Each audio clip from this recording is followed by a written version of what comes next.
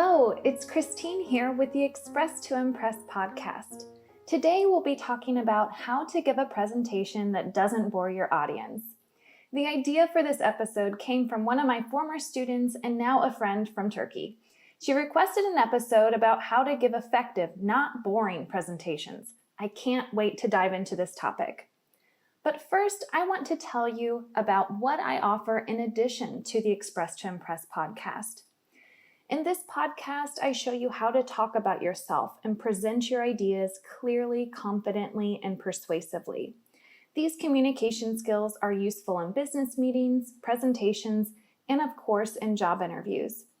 In my online course, How to Land Your Next Job, you can not only get communication tips and strategies, but also the latest employment data, recruitment practices, and guides and templates. People who take my course are 100% prepared to speak clearly and confidently at every stage of their job search. The course is on demand, which means that you can enroll and learn at your own pace. Learn more about my course on my website at www.express-to-impress.com and get 15% off the course by using the coupon code podcast15 at the checkout. All right, let's get started. We've all been trapped in a presentation that is so boring that we are nodding off, secretly pinching ourselves to try to stay awake, or forcing a smile when the presenter looks in our direction. Or worse, you've been the one giving the boring presentation, and you realize it's boring when you see people nodding off, scanning their phones, or fidgeting anxiously. Why are so many presentations boring? For starters, most people don't like giving them. I even read in Psychology Today that people fear public speaking more than they fear death. What in the world? From fears of rejection and embarrassment to resentment for having to give a presentation in the first place, most people have a negative mindset going into a presentation. Preparing for something you dread isn't fun either, so many people are underprepared for giving presentations. If I've just described you, just bear with me for a few minutes and I think I can change your mind. Have you ever wanted to change the way another person thinks? Change a coworker's behavior? Show the rest of the company your department's progress? Share an idea that you're excited about? Convince a bunch of people to use your product? Teach others how to do something that will save them time and money? Or share your knowledge and passion with others? Giving a presentation offers an exceptional opportunity to do all of these things and more. It's a time when you have power and influence over others. Unlike a meeting, you're not vying for attention. In a presentation, everyone is focused on you. In a world where far too many people with great ideas and knowledge are not heard, you should take advantage of any opportunity where you're given a voice. Being a great presenter is prized by many employers, so by giving a presentation well, you'll also become a more valuable employee. Finally, giving a presentation can be fun. If you love telling stories, you were born to be a presenter. Now let's take a look at the story part of this episode. Right out of university, I began working for People to People International, an international organization founded by President Eisenhower. Working in the student department, I supported and grew our global student chapter program. The young people I worked with were incredible. They identified needs in their community and world, developed and carried out service projects to address those needs, created campaigns to educate others on those issues, and explored other cultures. To grow the program, we reached out to students who traveled internationally through our programs, wrote to schools near and far, called schools, set up booths at fairs and conferences, and gave presentations. Out of all the recruitment methods we tried, presentations proved to be the most convincing. Every year, we hosted an international student conference that attracted anywhere from 1 to 300 students worldwide. For 5 consecutive years, I got up on stage to present to young people about a program I loved through and through and urged them to Start them in their schools and communities. I invited student chapter leaders to share their personal experiences during my presentations, so their peers could see that what I was talking about was real and possible. I'd never felt an adrenaline rush like I had from presenting. I was buzzing with energy.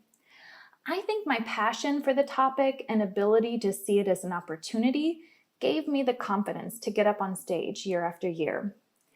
And you know what? It worked.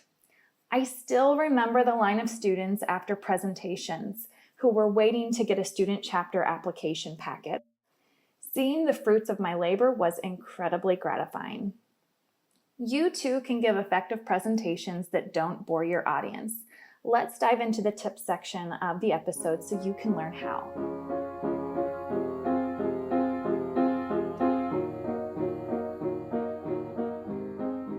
Step 1, identify your goals.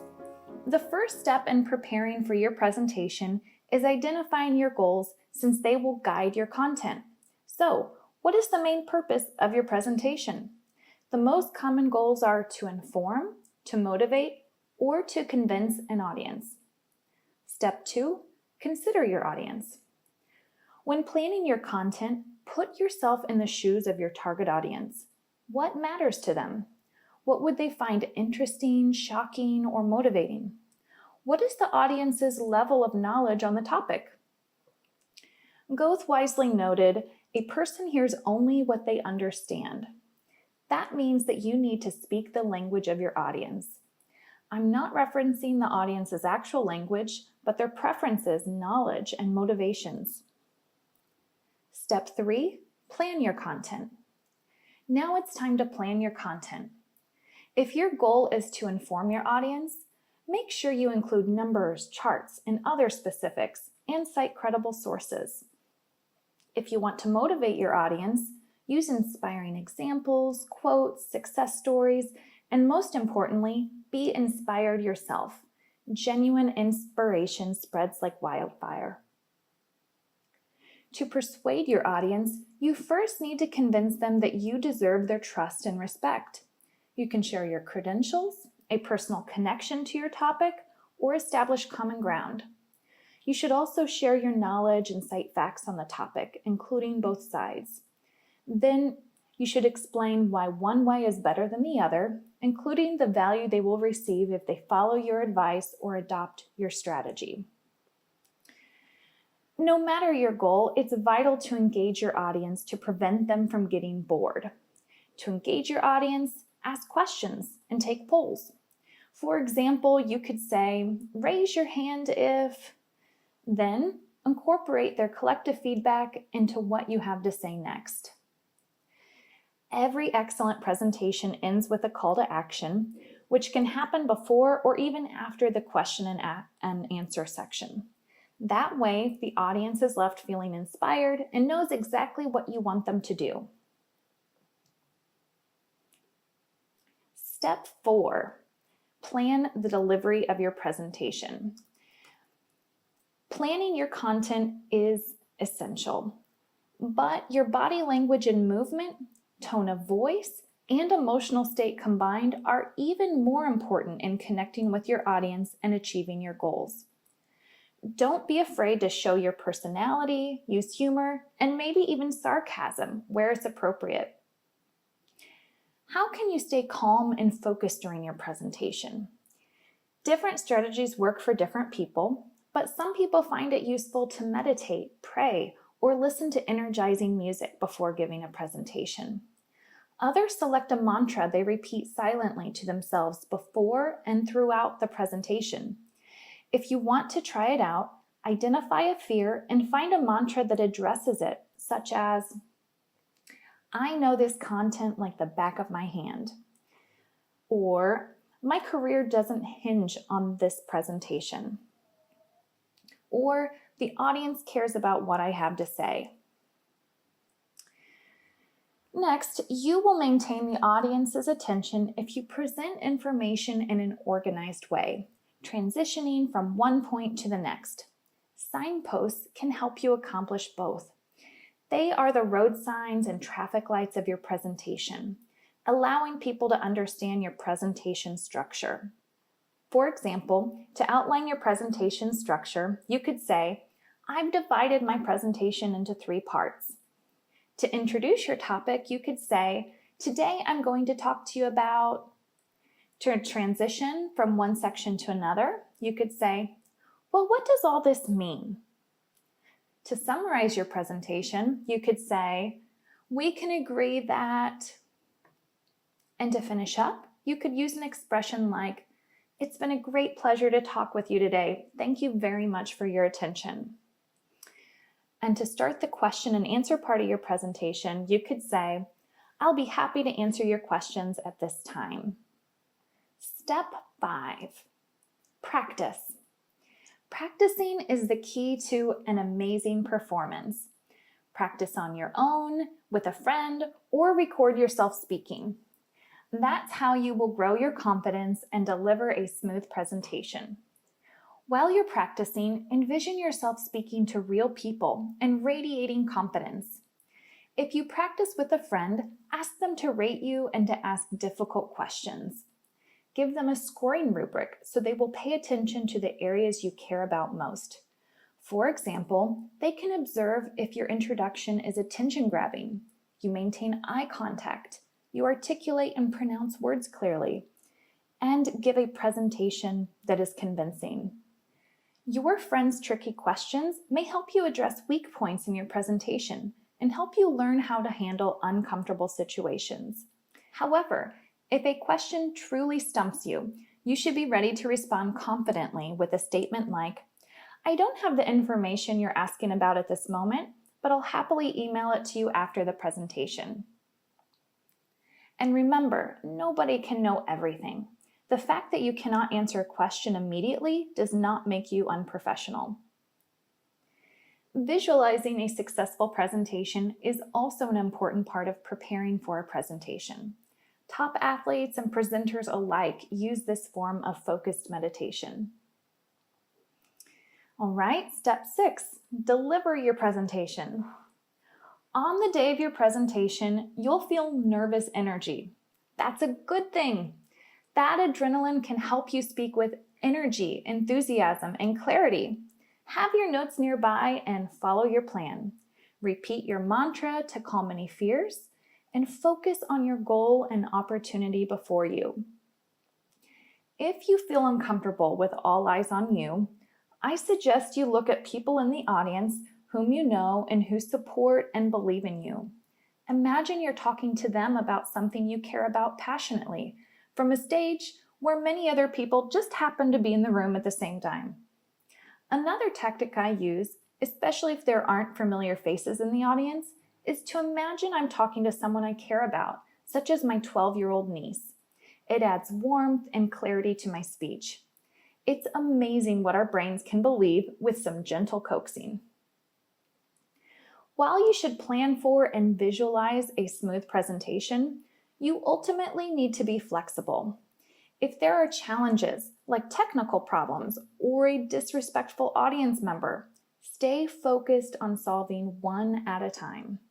Remember, you have authority as a presenter, which should give you some comfort in facing challenges. Lastly, let go of the idea of perfection. People who want to deliver a perfect presentation can self-sabotage. If English is your second language, it's especially important to not expect perfect English. As long as people can follow what you're saying and are interested in your main ideas and points, they can easily overlook less than perfect English. All right, you've got this. Your patience, persistence, and practice will bring about great results. In the next part of this episode, I'll cover some new idioms and phrases for people looking to build their English vocabulary. First, we have bear with something or someone. And here's how I used it. If I've just described you, just bear with me for a few minutes and I think I can change your mind. We use this as a request or polite command when we want someone to remain patient and attentive, especially during a lengthy or problematic situation. Next, we have born to be or do something, and here's how I used it.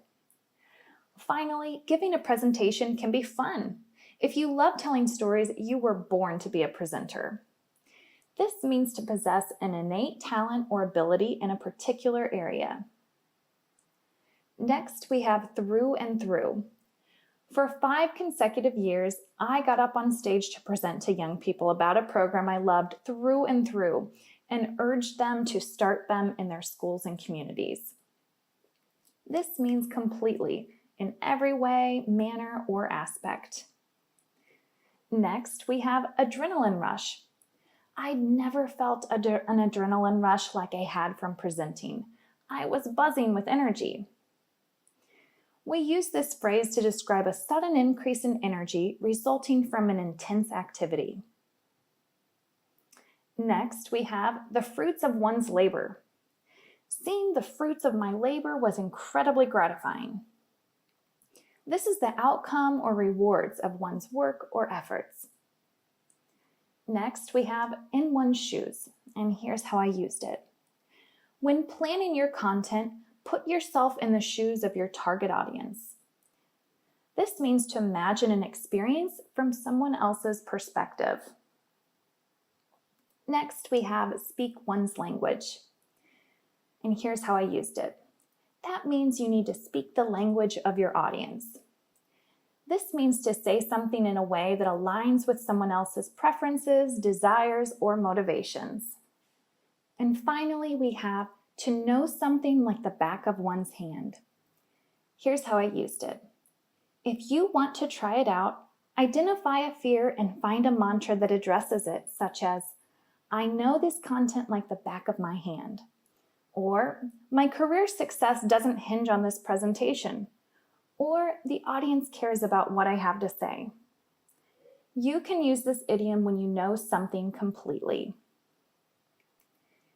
If there is a communication topic or problem that you're facing and want me to discuss it on the podcast, write me an email to tell me about it. You can reach me at hello@express-to-impress.com. Thank you so much for listening to this episode of Express to Impress. If you found it helpful, please share it with a friend. I hope to see you next time. Bye!